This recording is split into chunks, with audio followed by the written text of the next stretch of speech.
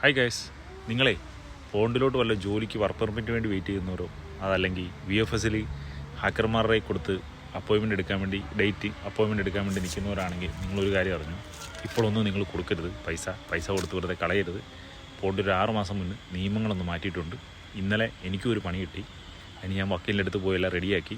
അതുകൊണ്ട് ഞാൻ അറിഞ്ഞ കാര്യം നിങ്ങളോട് പറയുവാണ്. ചെറിയൊരു മാറ്റം വരുത്തിയിട്ടുണ്ട്. വെറുതെ കാശ് കളയരുത്.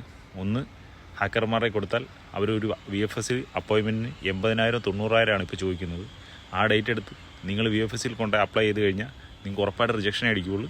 അതുകൊണ്ട് പുതിയ നിയമത്തിൻ്റെ അപ്ഡേഷൻ കറക്റ്റായിട്ട് വന്നിട്ടില്ല. വരാതെ നിങ്ങളാരും കൊടുക്കരുതെന്നാണ് അഭിപ്രായം. അതുപോലെ തന്നെ ഏജൻസികൾ പലരും നിങ്ങളോട് പറയും വർക്ക് പെർമിറ്റ് 50,000 രൂപയാവും എന്നൊക്കെ പറയും. പക്ഷേ വർക്ക് പെർമിറ്റ് മേടിച്ച് ലാസ്റ്റ് അവർ വർക്ക് പെർമിറ്റ് തന്നില്ലേ, നിങ്ങൾക്ക് പൈസ തിരിച്ചു തരത്തില്ലെന്നേ പറയുള്ളൂ. കാരണം ഇവിടുത്തെ നിയമങ്ങൾ നല്ല രീതിയിൽ മാറ്റിയിട്ടുണ്ട്. അത് ആർക്കെങ്കിലും നിങ്ങൾ അറിയാവുന്നവരുണ്ടെങ്കിൽ അവർക്കൊന്ന് ഷെയർ ചെയ്ത് കൊടുക്കും ഈ വീഡിയോ. ഒരു ഉപകാരപ്പെടട്ടെ.